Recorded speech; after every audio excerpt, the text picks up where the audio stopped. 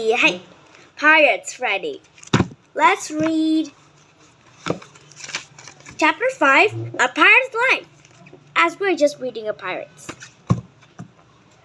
Pirates were thieves, murderers, and kidnappers. They didn't obey the laws of any land. They did, however, obey rules on board of their ships. Pirates called their rules the articles. The articles told the men how to behave on board. They listed punishments for breaking the rules. They explained how stolen treasures could be shared by crew and captain. Every pirate ship has its own set of articles. Here are some common rules. Pirate rules. Every man in the crew shall get an equal share of what is stolen. No fighting.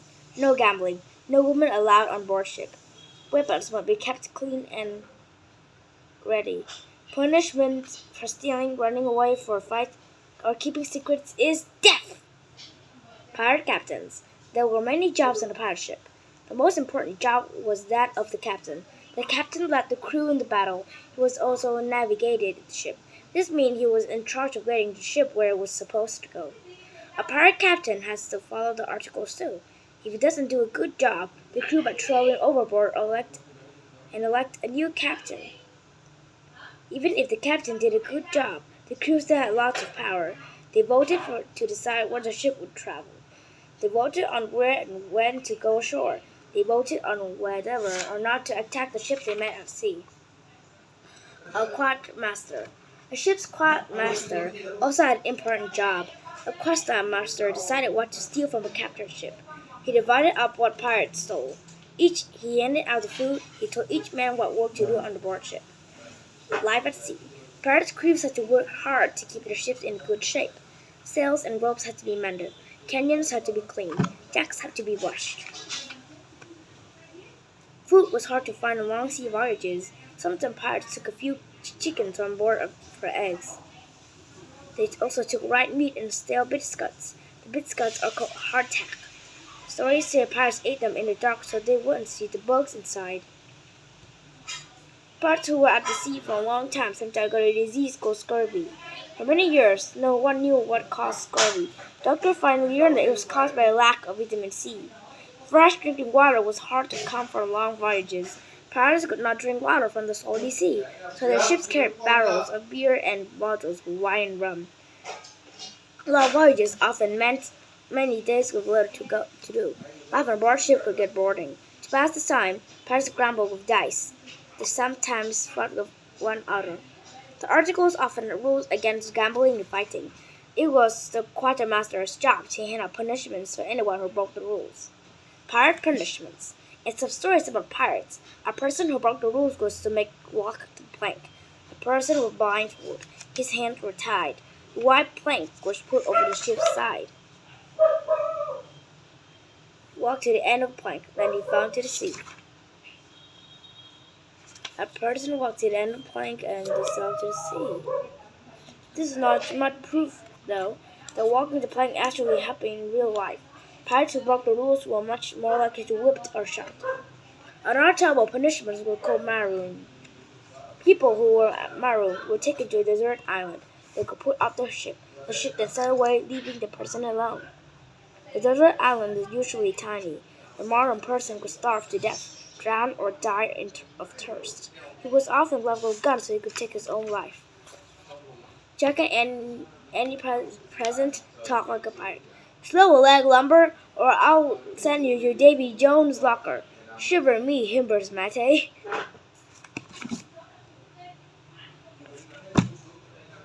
Show a leg, get up. Pirates slept in hammocks. When they started to get up hammock, they would show a leg over the side. Lumber, clumsy sailor. Lubber is a short of land lubber, a person who's happier on land than at sea. Davy Jones' locker, the bottom of the ocean. In the 1630s, a pirate named David Jones decided to sink a ship that he and his crew had attacked. After that, pirates said anything sunk or thrown aboard, including people, was sent to Davy Jones' locker. Shiver me timbers! Oh wow! Pirates called ships' masts timbers. The timbers would be shiver or shake in a storm. I tell you, friend, shiver me timbers, but sailors for the named ship are called shipmates. My tell is short of shipmate. Chapter 6, Pirate treasures. Why are pirates willing to put up with terrible life conditions at sea? Why are they willing to be mean and cruel?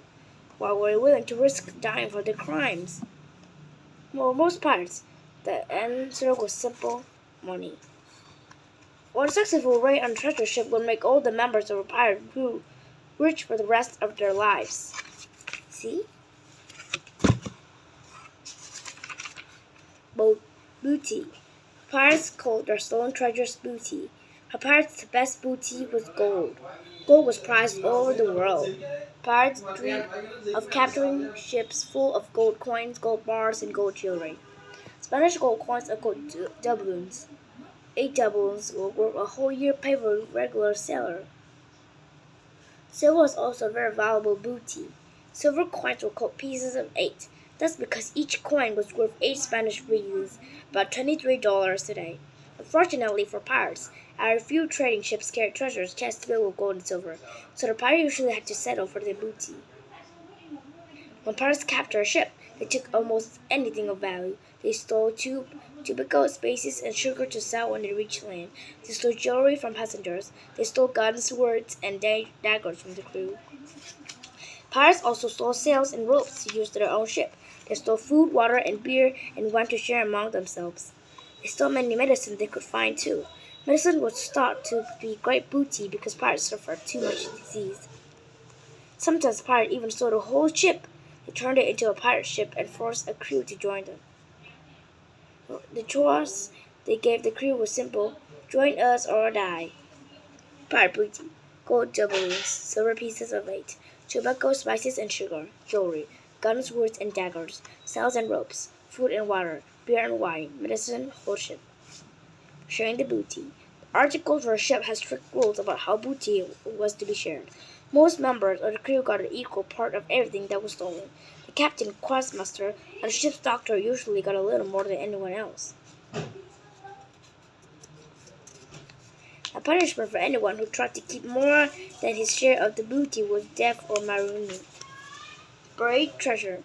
There are many stories about pirates burying chests full of booty on secret islands. The pirates in the stories often make mass showing with their treasures buried. Captain Teed burying treasure. The truth is that pirates hardly ever buried the treasures. In real life, they usually divided the booty soon after it was stolen. Then each man spent all of his share as soon as he was on land again. Sunken treasures. There may not be any pirate treasures still buried on secret islands, but there is definitely pirate treasure at the bottom of the ocean. Over the years, many pirate ships sank in storms.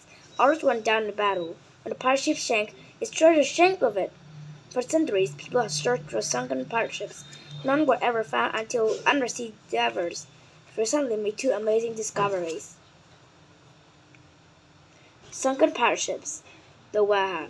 In 1984, a sea explorer named Barry Clifford found items from the wreck of the pirate ship the Whydah. The Whydah was sunk off the coast of Manchester in 1717. It had belonged to a pirate called Black Sam Bellamy. The Whydah was filled with gold and silver and coins. The Queen Anne's Revenge. In 1966, a research team discovered another sunken ship. This is one of the coast of North California. Research team is now almost sure it was Blackbeard's ship, the Queen Anne's Revenge. Chapter 7: Pirate Attack. Pirates used many weapons when their attacks on our ships. Their best weapon was often not a gun, a knife, or sword. It was surprise! Hence the pirates tried not to fool the crew of the ship when they wanted to attack. They pretend their pirate ship was an ordinary trading ship. To hit their weapons, they flew the flag of the other ship's country. Some pirates even wore dresses and blouses to fool the other ship's crew. When the ship was next to the other ship, the pirates fired their cannons and raised their pirate flag. They threw grappling irons in the rigging of the other ship. They pulled on the ropes attached to the grappling irons and drew the ships together. The pirates jumped onto the deck of the other ship. They screamed and yelled. They fired pistols. They wore swords and daggers. Pirates tried to be as scared as possible and attacked. They wanted their victims to surrender while they fight. Usually, that was exactly what happened. Most sailors were paid very poorly. They were not willing to give their lives to defend on the ship's treasures. Pirate weapons. When they did fight, pirates used many different kinds of weapons. The cutlass was a favorite weapon of the pirate during the Golden Age. The cutlass was a short work with a wide, sharp blade, and a hand guard to protect the pirate's fingers. Here. A cutlass was better than a long quirt for fighting in ship's tight spaces. It was also less likely to get entangled with ship's rigging. Pirates often fought with small knives called daggers. Like cutlass, daggers were used for fighting in tight spaces. Pirates liked daggers because they were easy to hide. During the 17th, many pirates carried pistols called flintlocks. Flintlocks puzzle would fire only one shot before reloading. So a pirate attacking a ship often carried a flintlock pistol in each hand. Yaks. As he fired one shot, a pirate often used a flintlock pistol to handle as a club. Pirates also had long guns called muskets. A musket's aim was more accurate than the flintlock pistols. With a musket, a pirate can hit a target from 300 feet away. Pirates sometimes began an attack by firing a musket at the other ship's helmsman. The helmsman was the man steering the ship. If he was hit, the ship was much easier to capture. Pirates used axes to cut through the rigging of the ship where it were attacking. The rigging, the sails would fall down and the ship would be dead in water. Pirates also used axes to smash down cabin doors and break open the treasure chest. Smoke bombs were sometimes used in pirates' attacks. Pirates make smoke bombs by filling a pot or bottle with tar and rags. They would set the smoke bombs on fire, and it would throw them onto the ship they were attacking. The thick black smoke added to the confusion and fear. Pirates might also fire cannons in attacks. Cannon bolts were made of stones or iron. They could easily rip through sails or mash the words or ship. Pirate weapons, cutlasses, daggers, flintlock pistols, muskets, axes, smoke bombs, cannons. It took several men to load and fire a cannon like this one. Cannons were also used by other ships against the pirates. At the end of the Golden Age, the British Navy attacked pirate ships called the Men of War.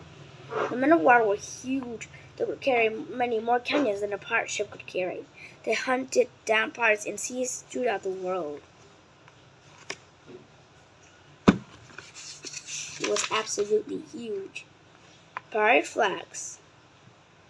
A pirate flag was a Jolly Roger. The first pirate flag was bright and red. The name was Jolly Roger may have come from the French Jolly Roche, which means pretty red.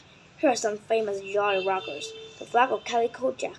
A skull, skeleton bones, or swords on the flag stood for violence and death. This one. The flag of Blackbeard. The hourglass in the skeleton's hand means the time was running out of Blackbeard's victims. The flag of Blackbeard. On its flag, Blackbeard dances with death. The flag of Long Ben. A school with Long Ben's flag wears the bandana, like Long Ben might have worn himself. You.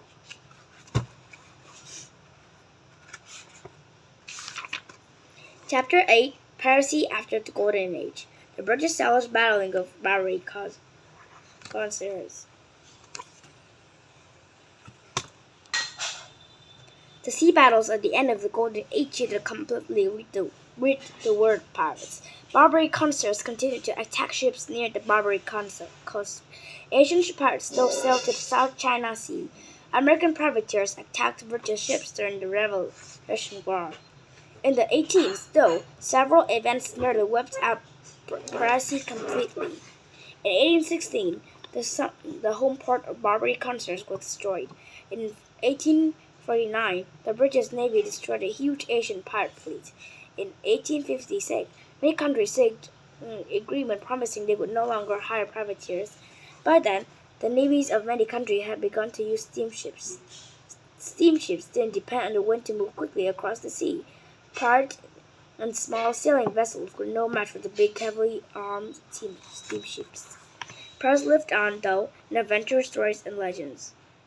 Treasure Island is the most pirate adventure story of all time. It tells the tale of royal battle with pirates while searching for the hidden treasure. Treasure Island was written by Robert Louis Steven. Treasure Island? Wait, I've written this story. Yeah, already. Now you're back. Peter Pan was written by I've written this too. 4 by G.N. Barry was a play for children. Millions of people now know Peter Pan through book, play, and movies. In Peter Pan, Peter battled with evil make-believe pirate Captain Hook. Even today, there are new books about movies and pirates almost every year. Pirates no longer capture chestfuls of pieces of 18 gold doubloons. They capture our imaginations instead. Oh. It's all done. I've already written this very amazing book about pirates. Really interesting, right? But I'm going to read you a book about ninjas next time. Bye.